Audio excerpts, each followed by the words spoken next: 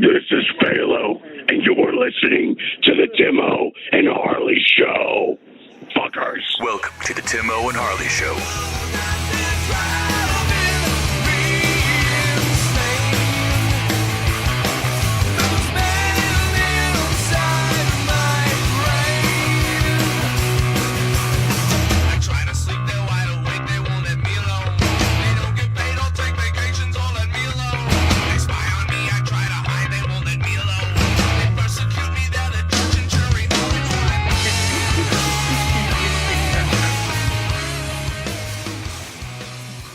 Thank you for listening to Timo and Harley Show. I am Timo. Over there is my partner in mind crime, Mr. Ben Harley. Say hello, Harley. What is happening, people? Ben, hotter than hell, Harley. Froggy throat, yeah. Hotter than hell. Oh, yeah. Yeah. You sound a little hoarse. Yeah. Oh, yeah, Timo, that's me. You got a little scratchy throat? Yeah, I got a little scratchy throat, like my voice needs any more help. You know what I mean? Yeah. Like, oh, God. Yeah. I'm going to go from calling you squeaky to wheezy. Yeah. You got a little bit of that Northern Ohio funk going on, huh? Yeah. Little junk. Yeah. Yeah. The ick. Yeah, I hear you. So we just got done, Mr. Ben Harley, with the Ultraman show opening for Hell Night and Lion's Daughter. Let me tell you something. How'd that go, buddy? Woo! It was real good. I'll tell you what, they had a real good show. They drew a real good crowd. It's a good, strong bill. Bill. Now, I had never seen Lion's Daughter, and to be quite frank with you, I'd never heard of him. That doesn't mean anything, by the way. Does not mean anything. That's true, too. Yeah, it just means true. Right, I hadn't heard of him. But you don't get out of your house much. Right. So they got up on stage. I knew I was in for a night of loud music and shrieking. I knew it. I knew it. So, but they started playing their first song. I was like, yeah, it's kind of what I expected. But as they started going on, I was like, no, that's kind of cool. No, that's kind of cool. You know, you keep going into a band, they kind of start, they start seducing you, Mr. Ben Harley. They start seducing you. Seducing your ears. Yeah. And if you don't have a proclivity to listen to that kind of music, it's not easy to seduce you by shrieking at you. Not real easy to do, but they did it. They did it, Mr. Ben Harley. They're very good. So actually, both bands were just tremendous. They were great. Angio was there. She doesn't go see Ultraman a whole lot, but she was there at that show. And had a good time? And she did. She liked both bands. She even liked them. Yeah, she thought they were really good. So, and it was kind of cool, though, because I was looking around the room. I saw people of all ages. You could tell people of all styles and colors and creeds and all that good stuff. And they were all kind of getting into it. Mr. Ben Harley, that's a sign. Yeah. That's what people don't look for and don't notice. The other two guys from Fragile Porcelain Mice, Scott and Dave were both there. Yeah. And that's actually, I don't see them out very often either, especially at one of our Ultraman shows. And I think they were all in agreement. We have a band here, especially Hell Night. We have a band here that the torch needs to be passed to, Mr. Ben Harley. Yeah. Need to pass that torch. Yeah, nice. I think so. They were not the same kind of music as us. I mean, they're heavier, but they were heavy, but people were liking them. Okay. Does that make sense? Okay. Like, yeah. Oh, no, for sure. Yeah, I know, like, well, of course people like them. They're a band. It's like, well, you have to understand where that comes from the heart. What I mean, it was like, it wasn't just the guys who looked like they were dragging their knuckles around the room. It wasn't just those guys who were liking them. It was everybody. So that was very cool and very proud of them. I've been friends with a couple of the guys from Hell Night for a long, long time. One of them is a huge movie fan, Mr. Ben Harley. Well, their name is Hell Night. Well, Hell Night, yeah. Their name is Hell Night, yeah. And matter of fact, I bought the shirt, Mr. Ben Harley. They did make a shirt that says Hell Night and has a picture of Sissy Spacek as Carrie right underneath it. And I said, I have got to wear this shirt to a convention. I have to wear it to a convention so I can hear people going, that's not Hell Night, that's Carrie. Oh, really? Yeah. Oh, wow. Yeah. So I threatened to do it, and I sure enough, I bought myself a shirt to do that. Good. I can't wait. So good. But very good time, and Hell Night released a vinyl record.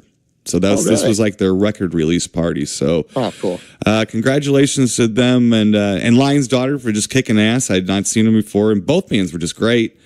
Yeah. And good luck to both of them. I don't think they're going to need good luck from me. I think they keep doing what they're doing. They're going to be just fine. Just fine. Yeah. So we were very happy and proud of Mr. Ben Harley. We're kind of the old kids on the block. Yeah. You know? And you're not going to get that kind of praise from us unless we mean it. You're not. Sure. It just doesn't happen. So, well, that's cool. Yeah, good times. Out too. Yeah. Got you out of your house. Nah, sure did. That was the only bummer. Yeah. It was the only can't bummer. We just do it in the living room? Yeah. Well, actually, I had posted a thing on Facebook and said, why didn't they come set up my house and tell me they kicked ass? You know? Are we savages? What the hell? So, but anyway, so good luck and great show to those guys. I'm sure you'll be hearing about them again. Good. We'll be doing some shows with them. So good times. But in the meantime, Mr. Ben Harley, let me get through some stuff that I watched this week. All right, let's put your eyeballs on. Well, man, it's a whole cross section of stuff, all kinds of different things. Let's see here. I wanted to mention this too, Mr. Ben Harley. You like the old TV shows way more than I do, but I've been checking out for actually about a month or so. I just haven't said anything about it because it's not really like. Oh, you cheating on me? No, it's not really doing anything for me as much, but it is keeping me watching. It's called Project Blue Book. On History Channel, and it's a dramatic television series about UFOs. It's about the Professor Alan Hynek in Project Blue Book when they were when they hired them to kind of investigate the UFOs and stuff. So this is a dramatic series. It's not a documentary, and obviously liberties are being taken with things. And like one show's about Foo Fighters, another show was about it's about the Lubbock Lights, and just it was based off of the real cases that they went and investigated. Again, it's got a little bit of an X-Files kind of feel to it, but for people like TV shows, I just mildly interested in it because I know the stories, behind the Project Blue Book and stuff like that. But it is on History Channel. And you just go to the channel and stream it, on your local or on your whatever system you're using to watch TV and stuff like that. So it's called Project Blue Book. So maybe give it a test, man. You might like it. I don't know. It looked interesting. I saw they had been promoting it quite a bit actually right before it came out. Right. And so it looks interesting. Yeah, the two main guys are pretty good. Like the two guys you're following around or whatever. So and it's a kind of a good back and forth between the two because one's military and one's as a scientist. So it's probably a exaggeration of the real life relationship between the two guys. So, but anyway, not too bad. Not too bad. Like I said, it's a Project Blue Book. I think it's got like 8 episodes out right now or something like that. Okay. Sure. Let's see. Moving on here, Mr. Ben Harley. A brand new movie. I think this was 2018. Couple of them.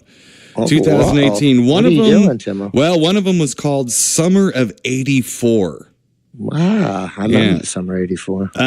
This was sort of. This was a cross between like Fright Night and Stranger Things. Okay. A kid suspects his friendly neighbor cop of being a serial killer. Whoa. Yeah. So you got a lot of binoculars and things like that, kind of like in Fright Night. Fright Night, yeah. Yeah. And then it's got that, Stranger Things feel to it. The thing that I think you would like about Summer of '84 is they don't beat you over the head with the fact it's 1984. Never. As a matter of fact, once you're about 5 or 10 minutes into it, I don't even think you would even notice unless you were looking at the cars and stuff. They do a real good job of making sure it's 1984, but they just don't really overdo I like it. That. Yeah, exactly. Because I want to know that. But it's just like, hey, let me set a Nintendo over here. Let me do this. Let me set a, let me try. I know, man. Just here's a Coke bottle right in your face. No, I don't know. It just doesn't. Right. No, there's no Fizz Whiz and 7-Up parties in this. Yeah, exactly. Okay, cool. Fondue parties. Yeah. So there's nothing like that. I'm sorry. That's a little late. Yeah. But it was okay. It's all right. Like I said, if you're into Stranger Things and stuff like that, I still got to get hip to that. I've been trying, thinking about it. So. Yeah, I tried it out. I tested it, and I didn't like it. I thought it was like, I mean, I understand why people could like it, but I didn't see it going anywhere. Okay. And I've seen these shows for years and years and years. I'm like, don't you people see this isn't going anywhere? Like there's nowhere for it to go. It's just going to meander around into mildly interesting possibilities and then drive you somewhere else. You know, like a show called Lost that everybody watched except me. I did not watch it. I didn't watch it either. Yeah. Well, you knew better than I knew better. So, another 2018 movie, Mr. Ben Harley, Cold Skin. Cold Skin. Okay. Yes. Okay. Now this movie. Okay. I've detected something here, Mr. Ben Harley. Sure. And it just took me a little bit. So this is a movie that sounds great. Okay. So it's like 19, I think, what was it, 18? So it's a period piece. All right. All right. They go to, I believe it is the Arctic Circle, to a lighthouse. Ooh. Like a completely remote lighthouse, to be a lighthouse keeper guy. Okay, this guy does on an island. So it would be him and another person on this island. All right, by themselves, Arctic Circle, and at night creatures come. Ooh. So that's what. Woo! So you messed that up, huh? Yeah, well, exactly. That is you're quoting me. Matter of fact, almost quoting me. I did curse a little bit more than that. But what happened was when we sat down, Angie and I sat down. Now I don't like to spring new movies on her because if I don't like them, I have to turn them off. And okay, so I sat down. I said, all right. So we're in 2019. This movie was made in 2018. They got a creature feature on an island in the Arctic set in 1918. Yeah. Let's see how talented these people are fucking shit up. Well, Mr. Ben Harley, the one thing I didn't think about, which I'm going to start thinking about every fucking time I sit down and watch a movie, this is another fish fucking fetish movie. Just like The Shape of Water. Well, really? So I hope people realize these are fish fucking fetish movies, right? These people are fucking fish people. This movie, they literally are fucking fish people. Oh my God! No, I mean they're sleeping in bed with fish people going, and you hear like that. Yeah. Oh my God! Yeah. All I can tell you is I have a term for this now. Okay, I have a term for it that we're going to start using. Now we started using the term Jawsy, right? Right. Jawsy. All right. Sorry, but when two guys are on an island. And they start banging mating. Yeah, when they start banging fish people, they're getting what I'm calling Moby Dick. Okay? So these two guys get a bad case of Moby Dick, and they actually fight. My God. They fight over a female fish monster. Mm. Yeah. Oh God. Yeah. Cold Skin. Yeah. That's how they fucked it up. That's how they fucked it up. Oh my God. What it was awful. Yeah, it was terrible. I hated it. And that's the thing. I don't blame you. Yeah. Well, I started thinking about it. You start going back. It's like, my God, Moby Dick itself is kind of a fish fucking fetish movie too, because it's fish bondage. He's bondage to Moby Dick and flies away. I'm like, so there's some, but I'm tired of it because I'm tired of the romance between humans and things with gills. I'm done with it. Yeah. Done with it, Mr. Ben Harley. I don't blame you, buddy. I don't blame you. Yeah, I've never had Moby Dick. Never had Moby Dick. I have not. So, new term, Mr. Ben Harley. Write it down. Put it in your nomenclature, and get ready to go there. So, Cold Skin. Not good. So, just to make sure things weren't going to be horrible this week, we went and rewatched the 1973 made-for-TV classic, Don't Be Afraid of the Dark. Oh, okay. Yeah, with the Kim Darby with the little people living in her little chimney thing down in her walls and her house and stuff. So that was good. I was glad we watched that. That was fun. A little creepy little eerie movie. Yeah, it's been a while since I've seen that one too. I think we reviewed it. I'm pretty sure we did. Yeah, I think we did. Yeah, it's one where they buy banging fish people. Well, so there's no banging of fish people in this damn thing. So this was the movie that they remade with Katie Holmes in it. Oh, so they remade it with Katie Holmes, but this is the original made-for-TV movie where the woman, her husband's always busy at work, so she's stuck at home alone, which is every movie in the 70s, gothic, little minor gothic type story.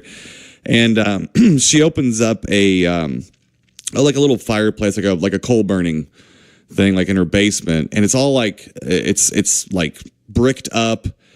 It's bolted shut, and she wants to open up the room and make it like a study for herself. And the old man caretaker, it's been around the house forever, says, "No, ma'am, you don't want to open that thing up. That's not a good deal." Mr. Ben Harley, if there's ever a Burgess Meredith type character around my home saying, "Oh, no, don't dig there. Don't do that," I'm going to go, do that. Yeah, I'm going to listen to that little toot. Yeah. Because he probably dug there, and I don't want to end up like him, if nothing else, But fantastic little movie, though, Mr. Ben Harley. It's one of those really good made-for-TV ones. Back from that good era. All right, see, a couple more things here. One from 2005. Okay. However, this movie was shot in 1988. I watched a movie called, you might have seen this, The Naked Monster. I think this sounds sort of familiar. Well, it's a spoof of or a satire, I guess, of 1950s big giant bug movies like them and like the giant behemoth and all those other things. And it actually even stars Kenneth Tobey from The Thing. John Agar, who's in everything we watch. Gloria Talbot, who I just was seeing on the old Gunsmoke the other day. Les Tremaine is in it, believe it or not. Robert Shane, Laurie Nelson, Robert Clark, all these old people that were in these movies. This is basically shot on 8mm. It's a real low budget, fun little fan movie almost in a way, shot way back then. And it's got neat cameos. Daniel Roebuck is in it, Bob Burns, a bunch of people are in it. It's kind of funny for Kenneth Tobey. He's in a nut house and they bring him his flight jacket from The Thing saying, "You're the best at fighting monsters." And he's still, "Yes, I am," and stuff. So it's not too bad. It's a silly little movie, dumb as shit, but it's fun. It's horrible, actually. It's a horrible movie, no budget. But it's fun because they actually are getting all these old stars and stuff. And that was a lot of people's last movie. Oh, really? There's a whole list of people. This was their last film, actually. But again, The Naked Monster, it is on Amazon Prime. It's on Amazon Prime. I'll look that up. Because I had a hard time this weekend trying to find something to watch. Settle in and watch. I found a lot of stuff. You know what I mean? It was one of them. Oh, God. Oh, it's hard to choose. Yeah, exactly. Yeah. Exactly. But this was kind of fun. And it's... like I said, it's harmless fun. The monsters is ridiculous, and the effects are just terrible. They're toy effects, basically. It's what you would do with your VHS camera back in 1984, basically, or whatever. So. Let's see here, Mr. Ben Harley. Actually sat down and watched Dr. Strangelove. I'm a big Peter Sellers fan. I named my child after a Peter Sellers character. So that's right. but if he gets bullied around, it's a John Wayne character. Chances either Rio Bravo or being there, one of the two, depending on his mixed company. That's what it is. So, but that's a great movie. That's an old fun movie. I'm kind of on a Kubrick freak out. Yeah, you are. On a slow one, maybe one a week, something like that. So, but your brain can only take so much. That's right. Not a bad freak out to be on, though. I could think of worse freak outs. No. Last up here, Mr. Ben Harley did watch, since we've been kind of talking about the Monkees, Peter Tork passing, and I know you're a huge Monkees fan. And the Monkees, was it Mickey and Michael Nesmith? Yeah, Michael Nesmith. They're coming here in concert the next week or two. Yeah, that's what you were saying. Yeah, believe it or not. I can't believe we ain't got tickets. Nah, I'm telling. I didn't even know about it until 2 days ago. So I didn't know. So did watch the Monkey's Head. So the movie Head. Sorry about that. No, I didn't like it. I have never seen Head. I've heard of it. I knew it was an acid trip. I've known that. I've known that for a long time. So that wasn't it. But I didn't like it. But sadly, I really didn't like the music. And that's what I thought I was going to like. And I didn't like it at all. I was like, I can't remember what song. I'll have to go back and check that out. Because I'm not sure what songs they had in there, Yeah, it just everything. It's been a long time since I've seen it. I didn't like it when I was younger. I thought it was pretty silly, dumb, more than anything. Right. Well, and I think that maybe it's and I know they did albums and stuff, but we were talking off air a little bit too that maybe something that isn't said enough is that I don't blame the Monkees for the situation they were in. Yeah. Even as a musician, I don't agree with some people who say, "Oh, they were great." No, because if you listen to this, you can hear very immature songwriting that sounds like they've been listening to a lot of Beatles. And it's kind of sad because that's not, I understand why. You could tell they were just thrown to the wolves. I mean, and they were cornered into that because people started calling them phonies because, well, it wasn't like they got together and said, hey, let's go to CBS and tell them that we're a band. Yeah. And then we're going to call ourselves the Monkeys. No, they were, that's not how they got together. So it's not their fault that they were called phonies and stuff. But I know how that can cut deep. So, but man, it's just a bad movie. I mean, it's awful. Yeah. And as a unit, let's just say this, as a unit, they were not a gifted songwriting band. That's my personal opinion because of what I'm listening to. And I'm hearing things that like kid bands do as far as like breaks and changes and things that somebody might not. I might not notice if somebody gets away with icing, Mr. Ben Harley. Yeah. In hockey, you would, but I wouldn't notice it. So there's icing calls that I was making during the songs listening to them because that's what I thought I was going to dig. I didn't think I would dig the movie. I thought I would dig the music. I'm like, I think they intentionally were just going way off the deep end on that one, just to be, I don't know. Yeah. I said, I have to check back with you, Timo, once I get it. Because I remember not liking it. I remember not liking it at all. And that's what I liked about the television show. I mean, it was funny. Every other one's really good of the Monkees. Some of them are duds, but I liked the music out of it. It's what I really liked, because they were fun, but Well, it feels like what I think it is. The movie and the music are both trying to reinvent them as hip. Yeah. And it doesn't work. It just none of it works. They try too hard. They try too hard to get a Sgt. Pepper sound in their music, and the movie tries too hard to get too many cameos from people like, Frank Zappa walking a cow, trying just to be like cool and weird and hip and hippie. It's like, oh man, it doesn't work. It just doesn't work. And it's like, and again, you're right. You're right about that. But such is the set in stone already, but odd career of the Monkees. So, but that's right. Yeah, but not wasn't didn't dig it. As a matter of fact, I was very depressed that I didn't like it a little bit, at least, a little bit. Yeah. So, and the movie didn't scare me. I've seen every weird fucking psychedelic movie you can shake a stick at, or whatever. So, what you got, Mr. Ben? Did you watch anything? Nah, not much. Yeah, hold on. Yeah, but hold on. I got some stuff here. Yes, Timo. I watched a Magic Squeegee make T-shirts. Yeah. Me. Yeah. Okay. Yes, Timo. I went back and I watched a little Killdozer, Timo. Oh. The other day. Yeah. Clint Chisel chest. Yeah. Nice. It's a good movie. I mean, it's not the greatest film, but as far as like the tension and stuff in the movie, it's pretty good because he's not a real nice character in it. Not Killdozer, but well, he's not either. But right. No, he's a diva. Yeah, right. But I was going to send you a picture. I was going to snap a picture of Killdozer and send it and say, what a diva. But let's contrast. Let's contrast this for you. I watched a movie that was brand new with $1 million effects and stuff called Cold Skin about fish fuckers, and they fucked that movie up. Now, how did they make Killdozer watchable? One group of people made Killdozer watchable. And another person made Cold Skin unwatchable. I don't know. Yeah. Interesting. Yeah.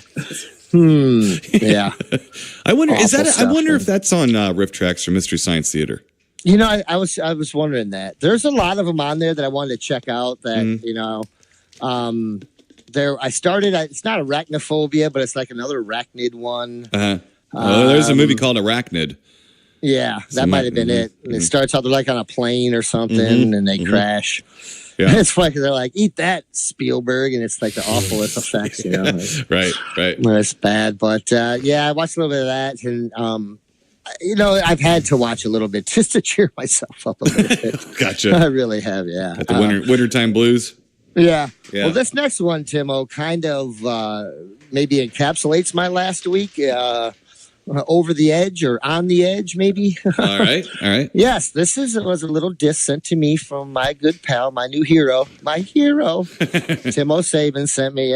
Over the Edge, the film. Yes, Timo sent me. Now that was a Blu-ray, DVD. DVD. Blu-ray? Yeah, DVD. Yeah, it looks good. Yeah, it's not bad. Yeah. What's the year on that, Timo? 79? 79, I believe. Yes. Yeah, it's a fine year, Timo. One fine year. This is one of my all-time favorite films. I've been really wanting to watch it, especially since we've watched a couple, which I thought made me want to watch Over the Edge more, like Suburbia. Right. And a couple, Anyways, yes, Over the Edge, starring one Matt Dillon and his Goody Comb. Goody Comb. Appropriately fastened in his back pocket, right? Right. Yes, sir. Sticking out. Yeah. And his feathered hair. Oh, yeah. But, I like this movie. It's based on, it's been so long since I've seen this movie that I forgot about a lot of things in it. And I don't own it. I don't know if I've ever owned this movie either. But anyways, it's about community that they, like a suburbia, they build up townhouses and stuff. But the thing is, there's nowhere for these kids to go. Right. Nowhere. So that basically there is like a teen little shed. Right. It's like almost like a manufactured little community for some workers around the area or something like that. And then is it military or is it some other kind of? I don't know. I'm not really sure. Okay, because that's what it seems like. It was basically built for people that are working in a factory or something like that, and the kids have nothing to do but this little teen center, little shed with like a pool table, and maybe some basketball around there or something like that, right? And then sell weed and smoke hash and things like that. Oh yeah, real fast, this movie reminded me a lot, I don't want to say of my childhood, but I knew a lot of guys, like my older brother who was 6 years older than me, and stuff. A lot of them guys that were, some of those guys you didn't mess with. You just didn't. I remember we had a little shelter house at our park down the street, which was a nice neighborhood, nice park. And you go down there and you could play, hopscotch, and they have a lady down there would open it up, and you had Chinese checkers, and you would do all these fun activities. Well, these guys burnt that thing to the ground when I was about 6 years old, and they just I didn't mess with these guys, and they remind me a lot of the guys in this film. Like back then, that was. The kids were a little edgy, man. A lot of experimenting with new drugs, and Anyway, I won't go into the whole story of my whole, but it's just a different era where kids they went out of their house in the morning, they came back around dinner time. It was just one of those things that does not happen anymore. Kids don't leave their houses anymore. No. This movie's real laden with some awesome music, some Cheap Trick, Ramones. It reminds me of a lot of things from my youth, I guess. Some good, some bad. But what I didn't really expect watching it again is how good of a film. I always knew it was a good movie, and there was something else about it. But, I was too busy, watching all the crazy stuff and other things to really appreciate what a great movie it is. Yeah. You know what I mean? It's a great movie. I mean, it's shot well. There's some scenes that I was like thinking to myself, man, that was so ambitious for this little movie. Like, there's a scene where, and there's another girl in this film that's probably the reason I like girls like I do. And just, oh my goodness. Anyway, so... But, there's a scene where, the guy, is it Carl or whatever, and her, like, they are camped out in an abandoned townhouse. And so she gets ready to leave, and, like, he's standing there by, like, the sliding glass door, and as she leaves, this whole scene, I'm like, this just looks like something either like Gone with the Wind or some kind of, To Kill a Mockingbird like or something like that. Yeah, like romantic classic. Yeah, just like the way it was shot, when her walking away, the way it was lit. There's a bird. I'm sure they didn't intentionally do this. A bird flies away. But there's like stuff. There's a little like underlying themes right before that, because she's talking about she wants to be a truck driver and a truck goes by. Like, it's just really, I was like, wow, this is way better than I thought it was. Now, there's some really hokey things in it too. But a lot of this stuff has come full circle with people going and shooting up schools now. But back then, kids weren't mad at each other so much as they were at the school and the authority figures. They weren't going to go in there and kill nobody, really. That's not the way they were. But they were going to get attention. They didn't want to get attention that way. It's like that. It was just different. Different generation. To make a long story short, it just I was really blown away by how great of a movie it was and the loneliness feel to it for the most part. Isolation. Except for Yeah. Just great stuff, man. I really, really enjoyed it. I'm glad I watched it again. So I know I've seen it because when I got it for you, I popped it in because I didn't even know I had it. We were talking about it, and you were like, "It's just a title." But then when I popped it in and started watching, I was like, "Oh yeah, I remember that," because I remembered one of the first scenes is a teen shelter type of place. I'm like, "Oh yeah, I remember that." Now, do I remember the rest? I don't. As I was watching it, I was remembering it. Yeah, but I only watched a couple minutes just to kind of check it out, So I'm going to go back and check it out again. Yeah, it's funny how we were talking about this. We were messaging, with Mark Diamond about it, but our buddy Joe, Old School Cinema Joe, who's putting on Retro Invasion Weekend, he was listening to the vinyl soundtrack, all within like a 24-hour period of this movie that was made in 1979 that not a lot of people have heard of. You know, and stuff. So that was really weird. And I don't know who was listening to us then to blame that on. I don't know whose phone was listening to whose. I don't know. If you look at the cover of that album, it's like only one kid that's even remotely from the film. The rest of them are like, who is that? Is this a different movie? Right, I don't remember. Oh, yeah, they would do that a lot. I just really think it's a great movie. I mean, it's a good movie. I mean, I don't think too many people realize, and I think you made a good point when we were in Bowling Green, Kentucky. About it's the title. Yeah, it's not the best title. No, a lot of people think it's over the top. The arm wrestling movie. That's true. That's true. So, I mean, it sounds like a skateboarder movie or something like that. It doesn't sound like a serious film. Yeah. Yeah. But man, I just really enjoyed it. It's been a long time. A lot of times when I go back and watch some of these movies, they lose a little luster. This one actually gained a lot for me, and Good. Oh, yeah. So thank you, Tim. No, that's why I have a giant library so I can make everyone happy around me. Then I don't have to do it any other way. Yeah, exactly. I'm covered. Yeah. Right. So Timo, two more things here real quick, buddy. So I was really trying to find some stuff to watch. I really am upset at myself because I really watched way too many Bigfoot things when I got Amazon Prime and Hulu. Hulu doesn't have much, but you shot your wad. You blew it. Yeah, way too early. Overdosed. So a lot of them I can't remember if I watched them until I go back and it says 1 minute remaining. Oh, okay, well I guess I watched that. Right. So and then the ones you went back to try again will say 1 minute in. Yeah, I've seen this. Damn it. Yeah, and it's just a lot of them I can't really do it. I've tried. Yeah. But so I did watch one.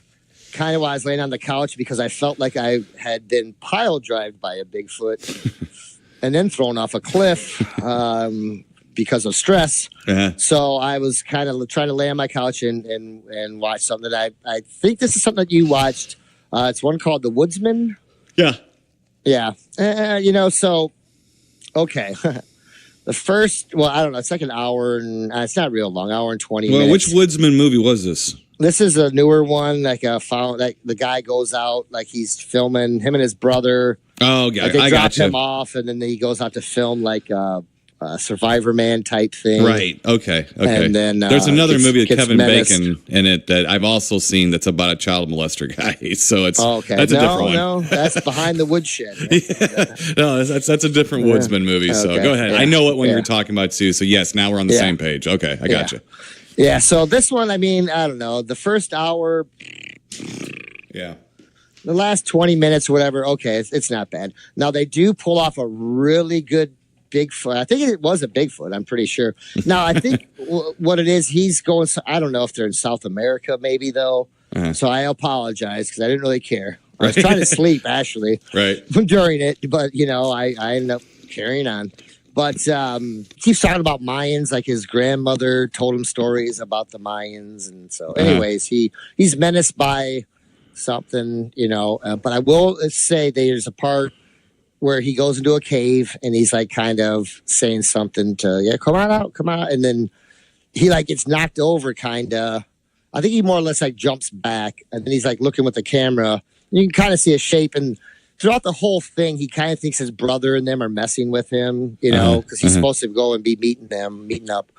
And but they, this like shadow or shape comes up like kind of in the cave and it looks good. I will admit, I went back and even we were sitting there in Little Sydney.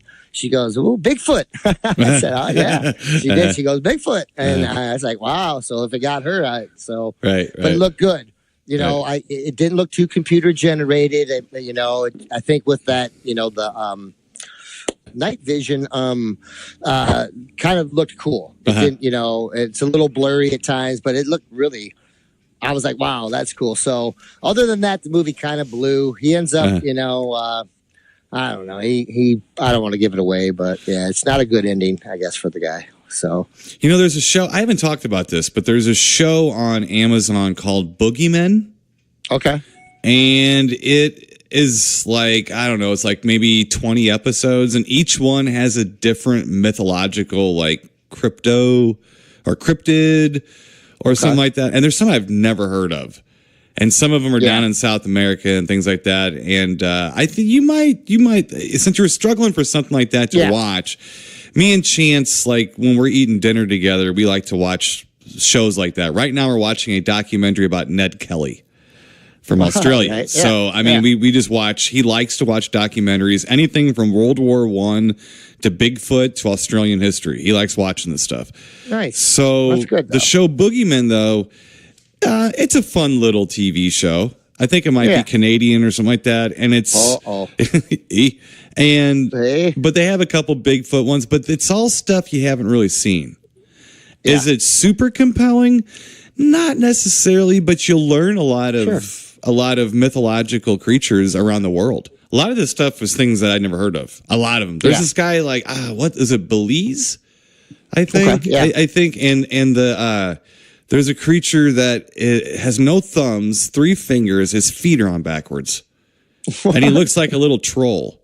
And they really believe in him, man. And there's people that have seen it and stuff. And he's supposed to be like a spirit, like a forest spirit that protects the rainforest or something like that.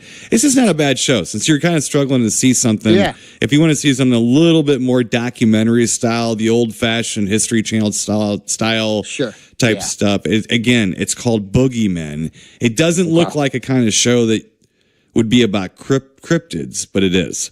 It is, okay. Yeah, so they have Mothman. They've got a lot. As a matter of fact, for your daughter, there's a lot of water monsters. There's a lot of shows about Loch Ness Monster type animals and things like that. She'd like that. Yeah, she definitely likes that stuff. Yeah. So, but anyway, I just wanted to kind of throw that in there. What else you got? Thank you, what else you got? Okay. Last thing.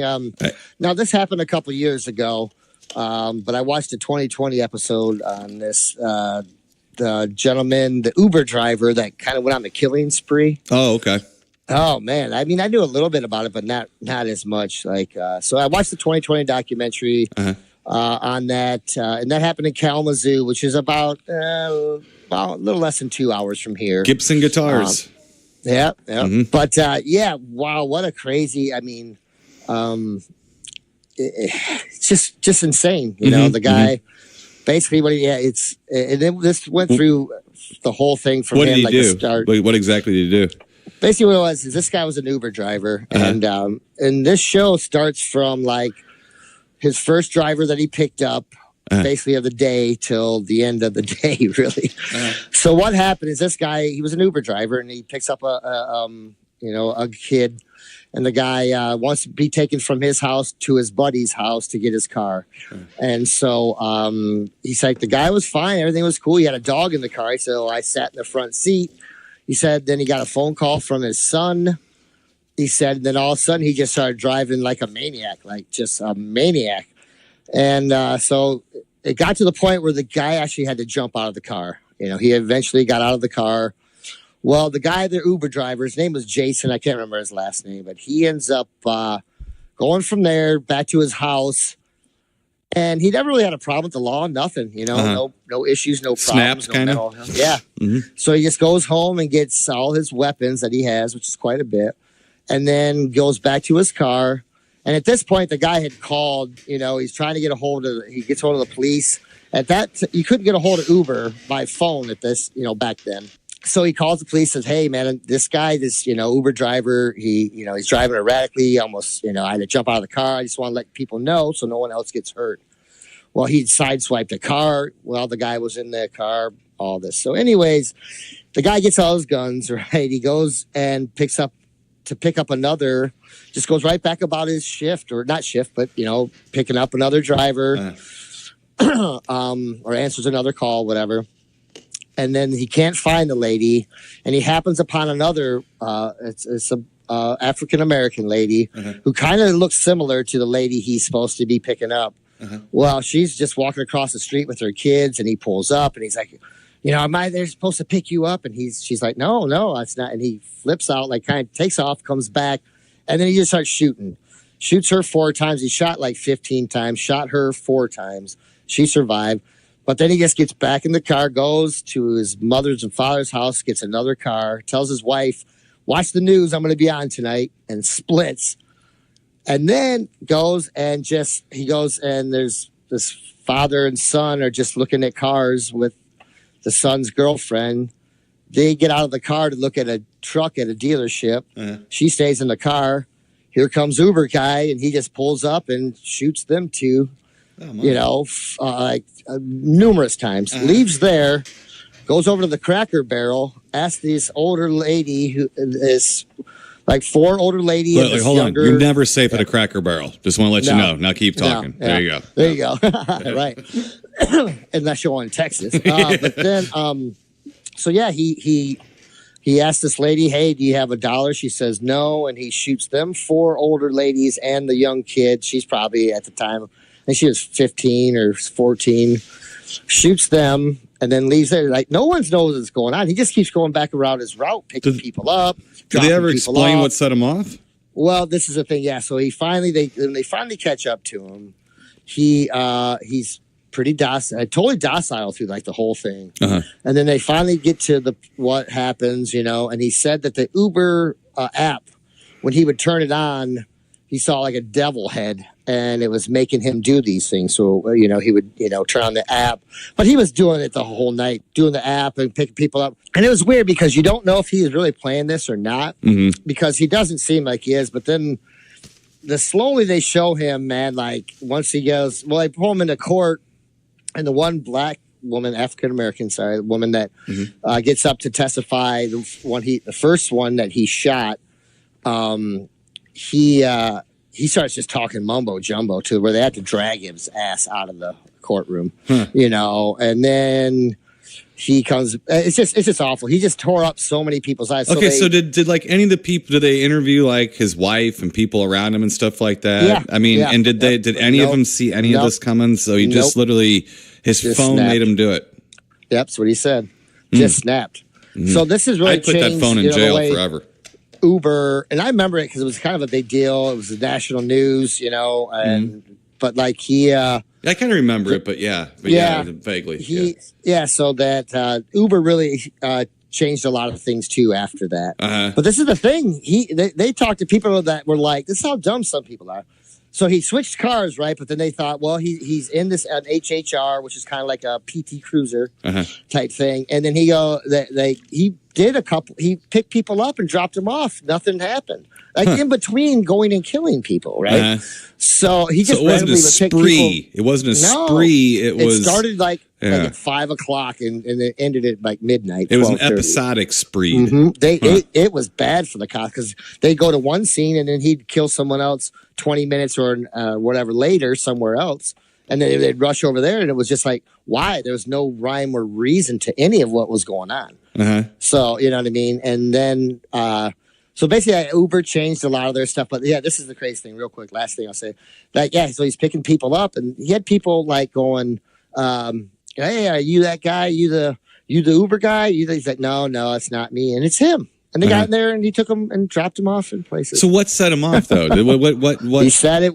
He said the first guy that picked him up. There was a devil face on the phone. Yeah.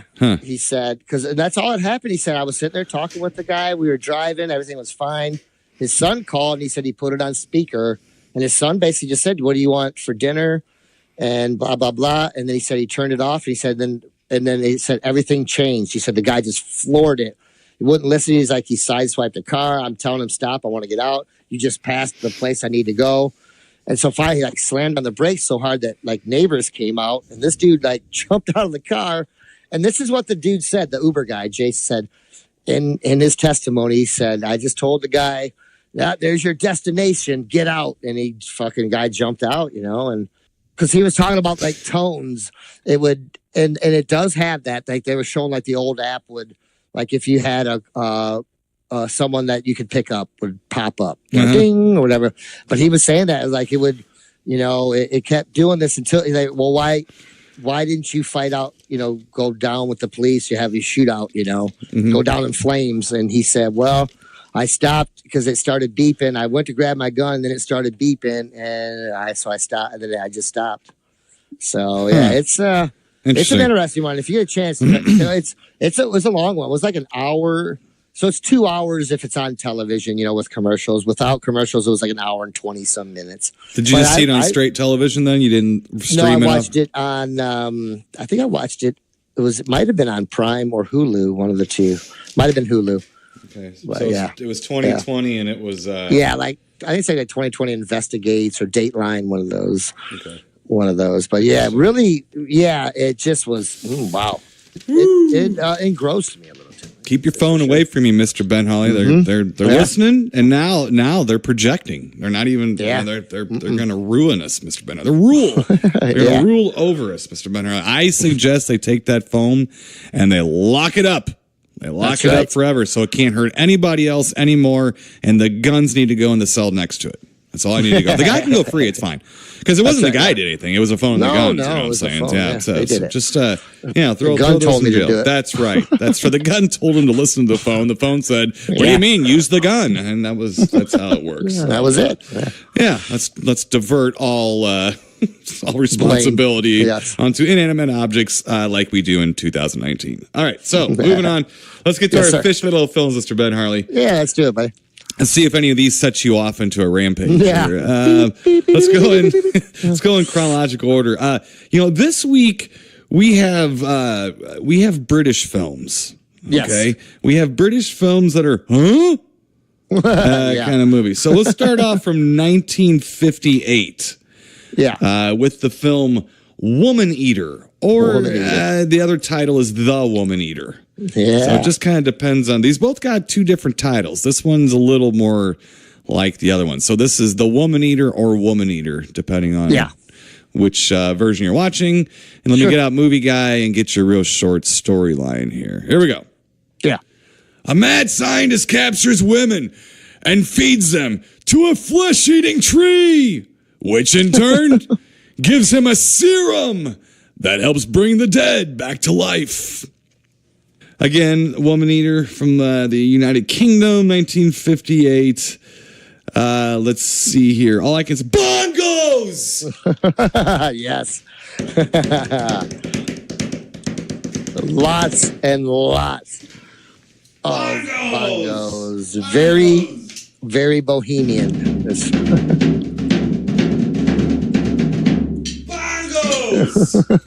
Okay, so this was before the people had cell phones. So this was back when bongos drove people crazy. So I'm going to tell you right here. So so this is basically a movie. It's some nonsense about feeding a tree, to help develop the elixir for eternal life. So it's a dreaded serum movie, and you got the typical bubbling beaker laboratory. And everything. Yeah. One thing that's kind of interesting is that, so the mad scientist guy, all right, he wasn't really a mad scientist until he went, to Africa? Yes. And he discovered the woman-eating tree, which was some kind of tree god of some... that they worshipped. Yes. Now, the scientist, Dr. Moran, is played by a George Coulouris, who was actually, believe it or not, in Citizen Kane, Murder in the Orient Express, Papillon. He's a pretty good dickhole. He's a pretty good dickhole. And he's got those wide eyes sometimes. He acts with his eyes a little overacts. He's the only guy that can overact and be underacting at the same time. Hell of a talent he's got there. So basically, what was kind of funny is that right after the doctor sees a beautiful African-American woman, dancing around. They edit to a sick Dr. Moran claiming he has jungle fever. Yeah, I don't know if you pieced all that together. No, I did. I said, he's got jungle fever, all right. I had jungle fever too, my friend. Me too. Yes. Not to be unsavory, but yes, I found that to be like, yeah, jungle fever. There you go. Yeah. Now, I just talked earlier about how Cold Skin is a fish fucking fetish movie. This, Mr. Ben Harley, is an early vor fetish film. Do you know what the vor fetish is? Have you heard of this? Okay, well, the vor fetish something to do with plants? Well, it's basically like the Creeping Terror. If you remember the Creeping Terror, it's the carpet monster that women have to climb into in order for them to be eaten by them. So the vor fetish is women being eaten and consumed by giant creatures like this. Oh, it's a vor fetish. It is a fetish. Yes. So we're in it's British Fetish Week, I guess. I'm not sure, but damn Brits. Yes, and I do have to admit, I do like the pulsometer to detect a pulse. I'm like looking at these like bubbling beakers in this guy's like laboratory, and all of a sudden you see this little like dial thing. It's a little meter. It says pulsometer. Pulsometer, right? Yeah. Right. I know some people could use that. Right. Get their pulse checked every so often. Right. So this has happened a lot in the 50s films where an evil scientist keeps taking beautiful women back to his place to do something nefarious. And almost all the time it's to resurrect a dead spouse. Yeah. Or it is to fix an ugly one. So this one was kind of interesting too. Dr. Moran, he slips the ladies wacky tobacco cigarettes. He does, man. Yeah, some pot cigarettes. Because I told Angie, I was like, "Oh, he's fed her some weed." She's like, "That can't be weed." I was like, "Well, it didn't knock her out. It just made her kind of docile." I was like, "No, I think that was marijuana. I'm pretty sure. Pretty sure it was. Kept her mellow." Right. And something else, Mr. Ben Harley, that I did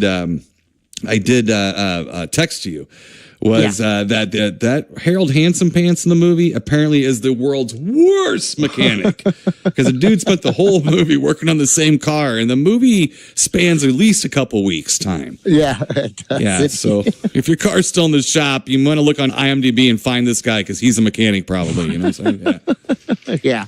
Well, I don't blame him. He was sitting in the car the one time, and that lovely lady came in and sat down in the car with him. Yep. And my neck got hurt a couple times. Right. There wasn't very many ugly women in this film. No. Yeah. So that's basically it. And there's a lot of bongo playing. Now Dr. Moran does have a vaguely, I don't know, Islander type henchman guy. That plays the bongos. Yeah, he's a bongo player. And yeah, I don't really see a whole lot of use with this guy except gently presenting the women to the Woman Eater tree. Yeah. And bongo in it. Yeah, and that's about it. Mr. Ben Harley, I think have we reviewed this before? No. Okay. All right. What'd you think of it? No, it's not too bad. I said as soon as when that doctor went to Africa and it just shows the bongo playing and the witch doctor, I was pretty sold. I was like, I'm in. Okay, I'm in. And then, yes, the lovely Carmela or caramel colored lady that, they're, you know, Marpessa Dawn. Her name is Marpessa Dawn. Beautiful. Yes. Well, you know, they all seem to like the plant-eating monster a lot, the woman-eating plant monster a lot. So, you know, like the movie itself's not too bad. Like there's not like a lot of stuff going on besides, you know, he's just trying to catch the ladies and feed the monster and stuff like that. And I think the bongo guy sort of has a little bit of a hold on the doctor too, doesn't he? It's possible. It's possible. Yeah. I'm curious where the leap in logic was that a tree that would eat women would also like, I don't know, create the elixir of life. But, in fairness, that's right. So they were milking the monster. The monster, which is... You didn't like the dudes. You were good if you were a dude. You didn't like the dudes. Right. Well, so Moran basically ends up creating zombies. Well, at least one short-lived zombie that lasts for about, 10 seconds or something like that. Yeah. and then gets into it with the native guy, the native John Bonham, the guy who's playing the bongos. And all I can tell you is this: either Dr. Moran was a lot tougher than he appeared to be, or that native tough, was the most pathetic hand battler I've ever seen in my entire life. Yeah, that could be it. What a wuss fight! Yeah, he was. Oh, he could throw a good. He threw that nice though. He did. You're right. Yeah, right. Oh, but ouchie, ow. Yeah. This is one of those. And you said it's not too bad. I'm wondering if you're contrasting it with the film we're about ready to get to here. But it's really not that good of a movie, but it's got enough goofiness to it. It's got enough pretty people in it. The Brits always try to interject just at least a touch of class. Into their films. I'm not sure what they were doing in the next film we got coming up, but they try to do something, and this movie kind of has a little bit. I think that this is another one. I think the black and white photography helps it. A little bit. The monster's it's got a little Ghidra thing going at times. It's got a little, I don't know. It's frantic. It is frantic. It's hungry. You know what I mean? Like, gosh, man. And women, some of them are a little bony, but some of them are curvy too. Right. Well, next time we're at a convention, I'm just going to sit in a chair and wave my arms around. Yeah. What am I doing? I am a Woman Eater cosplay. No. I'm just going to move my arms around in different directions for no reason at all. Oh, boy. Yeah. So, you know what? I'm going to, it's a very this isn't a horrid movie, but it's not really a good one either. I'm going to give it a mild Great Bape Up because they do have pretty people in it, and it's funny to make fun of. And it's funny in a subtle way. The monster is hilarious. It is hilarious. It's hilarious. It is hilarious. Yeah. It's not really the major threat of the film. The major threat of the film is Dr. Moran. Clearly. So, and he's funny too, because his facial expressions kind of go off the map, and they are subtle. Yeah. They're subtle. It's not like he's going bonkers. They're subtle, but his subtleties are wild, in a way. So if you can even imagine that, but it is to me like a very, very mild Great Bape Up, only because I wasn't angry watching it. We're gonna get to that in a second, but so that's what I'm gonna do, Mr. Ben. How about you? I'm gonna give it a Great Bape Up. Actually, I kind of thought it was fun. It was fun. Mm-hmm. You know what I mean? It wasn't like awesome, but I thought the monster was hilarious. I was like that. It was great, actually. Yeah. So, and hey, there were some silly things that went on. Like I said, there was some nice shapely women in it too. So be good. I gotta appreciate that. Yep, be good riff tracks, Mr. Science Theater too. But perfect for that. So for sure. Too mild of mildest Great Bapes Up or whatever. So all right, yeah, not awful. Again, I think it could be contrasting, which our next film, Mr. Ben Harley, which let's see, from 1973. What else is from 1973? Timo Sabin. That's right. I'm from 1973. And unfortunately, so is Psychomania, otherwise known as the Death Wheelers. The Death Wheelers. Yeah. Yes. So, and you had an issue with a Phantom Death Wheeler at Powerbomb Wrestling. So that's why that's one of the reasons we kind of picked this out. Maybe it could be some sort of like mystical charm to keep the Death Wheeler away, because I know he's been haunting the rafters at the what's the place you hit the St. Clemens. St. Clemens Hall. He's a St. Clemens Phantom Death Wheeler. Yeah. So So we want to ward this guy. So we want to ward this guy off. So basically, this is a handbook on how to ward off the Phantom Death Wheeler here at St. Clemens Hall. Let me get out, movie guy, Mr. Ben Harley, and give you a real short storyline here for Psychomania, otherwise known as the Death Wheelers. All right, here we go. The Living Dead are a delinquent biker gang fond of causing havoc on British roadways and making out in graveyards. Gang leader Tom also has a Satanist for a mother, and when he discovers the secret of immortality, the name of his motley crew takes on a more literal meaning. Yeah. Okay. Yeah. Why not? Yeah. Yep. That sounds good. Yes. So again, another British film, Mr. Ben Harley. Let's see here. This one actually stars George Sanders, Shadwell. He's the he's the main bad guy, but he was I guess the butler. And you might remember him from everything. I mean, he was in Village of the Damned. He's in a whole ton of shit. I love George Sanders. This was his final film, unfortunately, Mr. Ben Harley. He did die. He caught a case of suicide, and he killed himself. Yeah, unfortunately. Really? Well, this was his last movie. And that's all I'm going to say. I'm not even joking. He was a really well-respected actor, and I would not be surprised because the reviews for this were awful. Actually, a London Times reviewer said about Psychomania that the film was only fit to be shown at an SS reunion party. Oh, wow. That would cost me to have some major depression if I was a well-known established actor, distinguished actor, and here I am in Psychomania Death Wheelers. Yeah, so that's a motorcycle gang, the Living Dead, and they get their kicks from mildly harassing Brits. Just kind of driving around. You just do that by just walking down the street. So they just kind of like drive their motorcycles around, like they'll grab a bag of groceries off somebody or something like that. They might beat at your car or driving by or something like that. And then now remember, Mr. Ben Harley and I on Woman Eater, we had bongos and stuff like that. And on Psychomania, we have frogs. Lots of frogs. Frogs got some voodoo meaning in this movie, I think. I mean, frogs? So so we have like kind of a frog death cult of death wheelers here. Directed by Don Sharp, who he did Witchcraft. We just reviewed Witchcraft actually. That's right. Curse of the Fly, Kiss of the Vampire, Rasputin, the Mad Monk. He did that movie too. Yes. This is not the first time I've seen this, but this is the first time I was forced to sit through the whole thing at one time.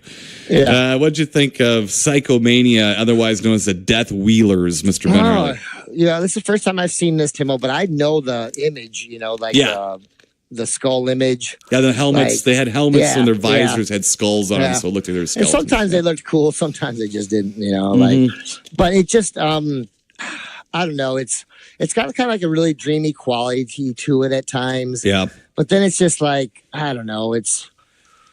They're a group, like, you can say a mildly abrasive motorcycle gang. That basically picks on, old ladies and kids and buggies and stuff. But I don't know. So the one guy does have a fascination with death and stuff. But then once he goes back to his house, you realize like his mother's a medium or whatever. It's just kind of a Satanist medium. Evil.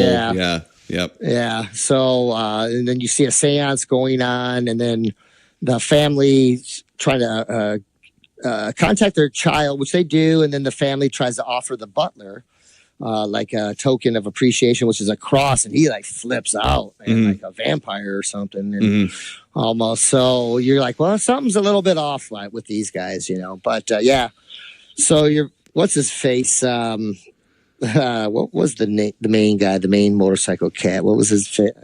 Tom. Tom Latham. He did have a big fascination with death to where he wanted to cross over, and finally does, and then talks the rest of the guys into do it. Well, what happens? So the deal is that they have a deal with the devil that if they do some hoosamafudge and they kill themselves willingly.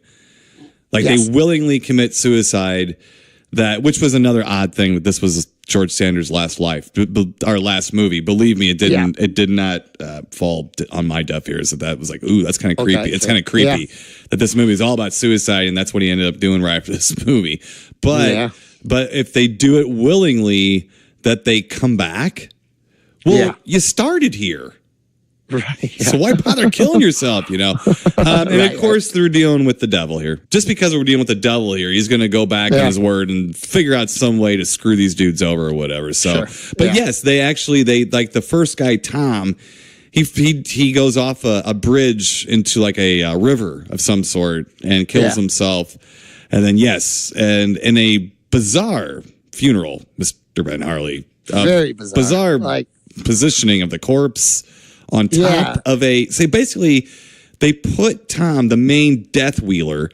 He's the first guy to kill himself to know that he can come back to life. So they put him on his motorcycle, standing upright, the motorcycle standing upright, him on the motorcycle looking very alive.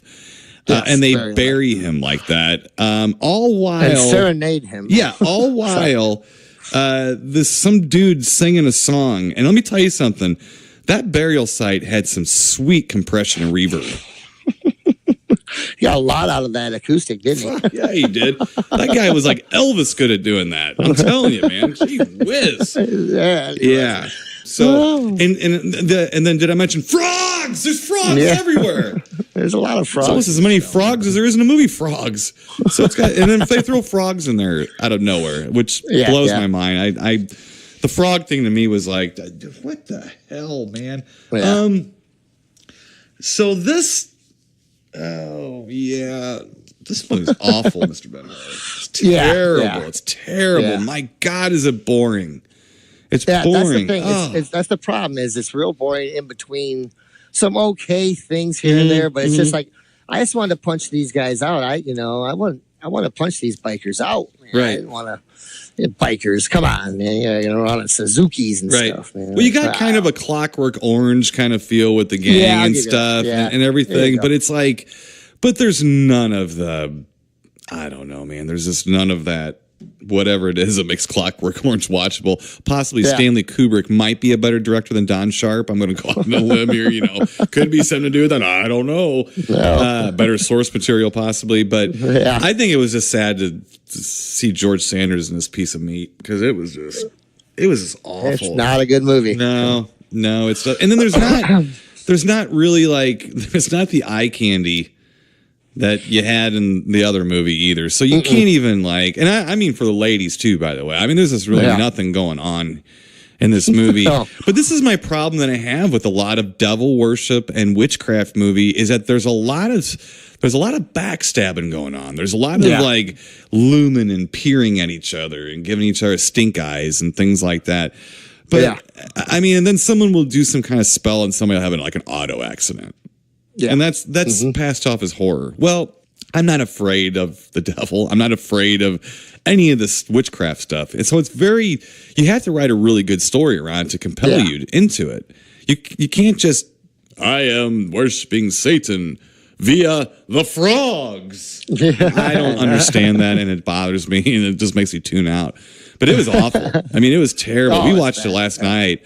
First thing I did when I hit stop was fucking pathetic. That was awful. Yeah, That's a terrible movie. It's just a bad movie. It's just it could have went somewhere, but it's just bad. And then they go it just has them too. Once they all kind of become immortal, except for his one girlfriend because she's smart. Right. There is the one girl that's probably the only kind of saving grace at all. Is they do have one character that you could almost root for if you really wanted to. But they do some things with her in the movie.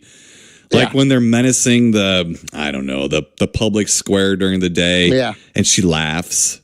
Whenever they knock over an old lady or something like that and she laughs. Well, right away, I'm like, fuck you, bitch. I'm like, fuck you, bitch. And I don't know. I just didn't like anybody in the movie. That's the problem, too. They ran over a baby carriage. Oh, yeah. Well, they were really going after the helpless. It wasn't like they were picking on any bodybuilders, No. Something like that. So, but I mean, they didn't look up Christopher Lee's address and try to push him around, nothing like that. But it's just, and it's one of those movies, too, that kind of has a fake Hammer feel to it. Yeah. And it's just not that good. It's just not that good. So it's really it could have been. Yeah. And it's sort of confusing, but it's only confusing because it's so bland. You think you're missing something, but you're really not. No. You're really not. It's just boring. So, Mr. Benhart, I'm going to on the Psychomania and the Death Wheelers. How about yourself? I can't really on it, but really? It's like when Evel Knievel would go up the ramp and you thought he was going to jump and he'd stop and wait. It's kind of what it was like. You know what I mean? So, right. Well, what's stopping you from the pooping? Well, I did kind of like the masks and stuff are cool, the images, but it's not in the movie. You know what I mean? It's just not. It's just not. The coolness is not there. You know what I mean? I don't know, but all right. I was going to say, you got to tell me something you liked about it before you don't poop on it, because it was. There's not much. It's just again, we've said this since the beginning of this show 10 years ago, or however long it's been now, that it is committing the greatest crime against B movie cinema. It's boring. It's the cardinal sin of low budget B movies, horror films. If you make them boring, forget it. I mean, Chariots of Fire is boring, and it wins an Oscar because it's about something important, which was boring. And so, fine, you do that. But this is just, I think it's an awful movie. I mean, I just really do. Just not good. It's not good. No, I mean, the acting isn't horrible, nothing like that. It's just kind of like, looks like a tax write-off movie. There's no creatures in it, really. There's nothing that's like, there's nothing like, I don't know. I'm not afraid of anything in it. I'm not afraid of frogs. I'm not afraid of the Death Wheeler guys. It's like, oh man, I'd push you off that bike. You're gonna buy me a clothesline your ass, you know? You come any closer to me. Yeah, right. So anyway, all right, well, let's get out of here, Mr. Ben Harley. Kind of a bland week on movies there. Kind of blew a little bit. So we have to apologize to the audience, you know? Sometimes that happens. It does. It's hard to even make good fun of these movies because they're just blah, you know? Yeah, exactly. I mean, I guess a Woman Eater, it's kind of hard to make fun of a movie. It's already making fun of itself, calling itself a Woman Eater, you know? So, although it was a hell of a lot better, I thought, at least in Psychomania and Death Wheelers. So, you crazy Brits, I'm telling you right now, you need to cook your food more. You need to cook it more well done. I'm telling you right now. You can't cook breakfast with a hairdryer. That's all I'm telling you. So anyway, I'm taking shots to Brits, Mr. Ben Harley, for no reason. You say something about your teeth while you're at it. I'm telling you right now. All right. Well, let's get out of here, Mr. Ben Harley. Until next week, stay spooky, and we'll talk to you then. Keep it creepy, people. You've been listening to the Timo and Harley Show, brought to you by ScreenPrintingFactory.com, your affordable one-stop solution to all your screen printing needs.